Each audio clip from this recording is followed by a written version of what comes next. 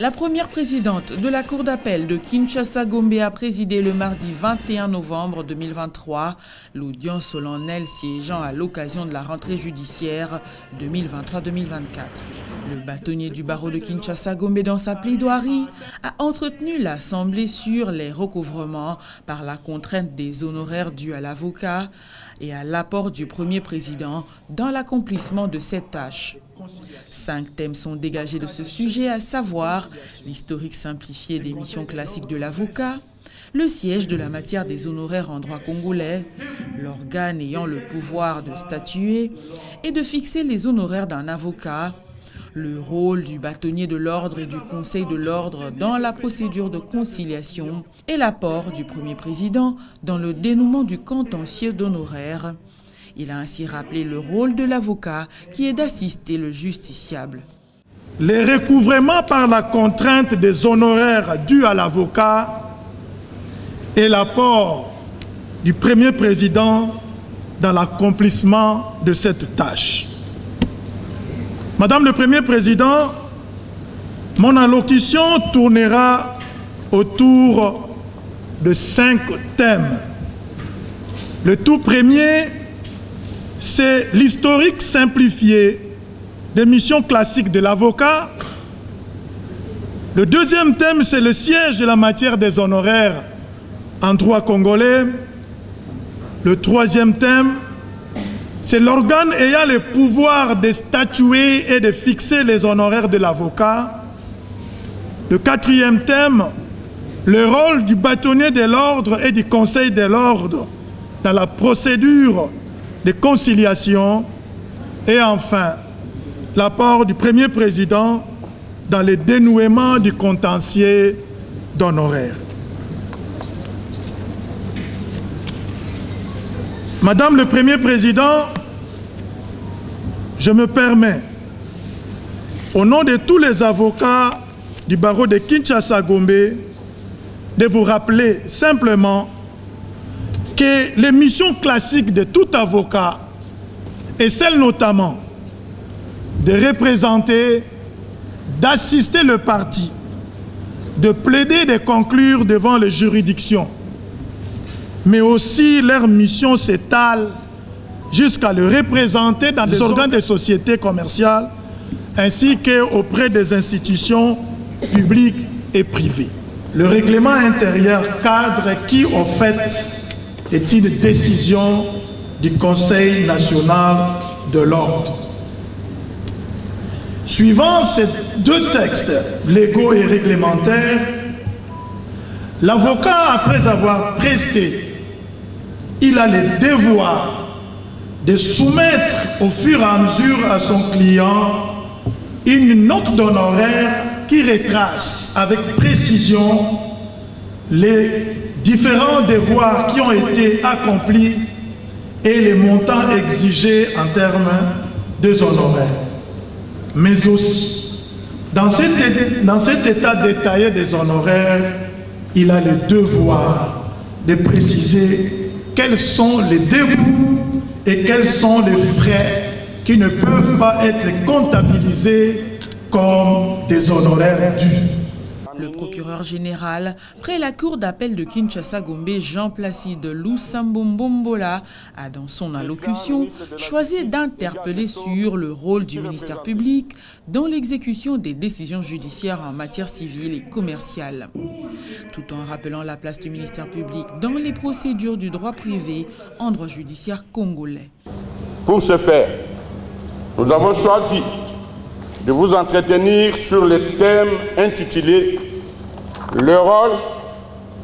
du ministère public dans l'exécution des décisions judiciaires en matière civile et commerciale ». La place et le rôle du ministère public dans les procédures de droit privé en droit judiciaire congolais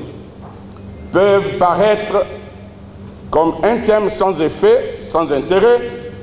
dès lors qu'il est généralement admis que le magistrat du parquet est essentiellement répressif, pénal, et qu'il joue son rôle très déterminant dans la recherche, la constatation et la répression des infractions et c'est à lui que revient aussi le pouvoir d'arrestation. Ainsi considéré,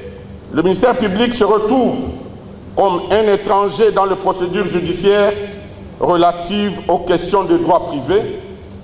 étant entendu que celles-ci mettent en cause, en principe et le plus souvent, les intérêts des particuliers. Au cours de la période, avant l'adhésion de la République démocratique du Congo au système du droit OHADA, l'intervention du ministère public dans l'exécution des décisions de justice en matière civile n'était que faiblement ressentie, sinon elle se limitait à la seule occasion de déguerpissement lorsque les huissiers de justice recouraient à lui pour obtenir la réquisition de forces publiques afin de prêter main forte aux huissiers de justice parfois confrontés à une résistance rencontrée à l'occasion de l'exécution forcée des jugements. La première présidente de la Cour d'appel de Kinshasa-Gombe, Espérance Dia Akir, qui a pris la parole en dernier, s'est apaisantie sur la problématique de la condamnation du tiers saisi dans la procédure de saisie-attribution des créances. Au nombre des mesures d'exécution forcée ci-avant visées, le législateur communautaire organise notamment la saisie-attribution des créances, procédure qui permet à un créancier de se faire attribuer les sommes d'argent appartenant à son débiteur détenu par une personne physique ou morale appelée tiers saisi, dont le refus par ce dernier de coopérer dans les procédures tendant à l'exécution ou à la conservation des créances l'expose à des condamnations diverses, notamment au paiement de la cause de saisie et ou au paiement des dommages et intérêts. À ce sujet, il sied de souligner que ces condamnations dont sont victimes les tiers saisis et pour lesquels le juge accorde des dommages-intérêts exorbitants,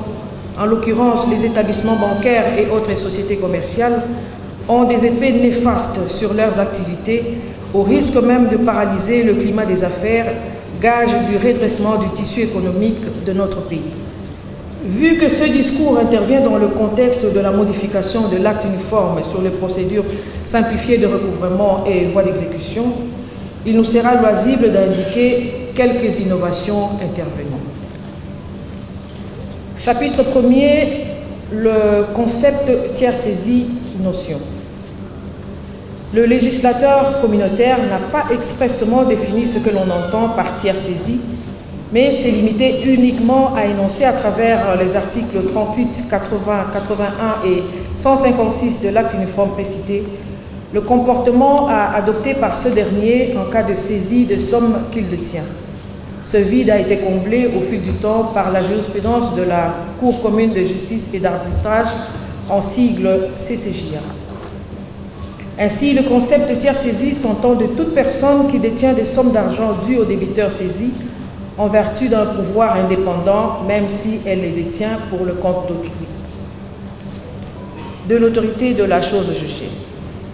Il convient de souligner que le tiers saisi qui a payé une créance après sa condamnation aux causes de saisie dispose d'une action récursoire contre les débiteurs saisis qui ne peut dans ce cas lui dénier la qualité de tiers saisi. Cette position a été prise par la CCJA suivant son arrêt numéro 238/2018 du 29 novembre 2018 dans l'affaire opposant la société NCA Banque de la Côte d'Ivoire contre la société Artis. Et de la même manière, la qualité de tiers saisi découle du fait de sa condamnation aux causes de saisie ou de l'autorité de la chose jugée rattachée aux décisions de justice qu'elle avait exécutées en paiement des causes de la saisie et ne peut être remise en cause par la débitrice saisie lors de l'action récursoire. Prévu le 29 octobre, conformément à la loi organique portant organisation, fonctionnement et compétences des juridictions de l'ordre judiciaire, la rentrée judiciaire 2023-2024 à la Cour d'appel de Kinshasa-Gombe a eu lieu ce lundi 20 novembre au cours d'une audience solennelle.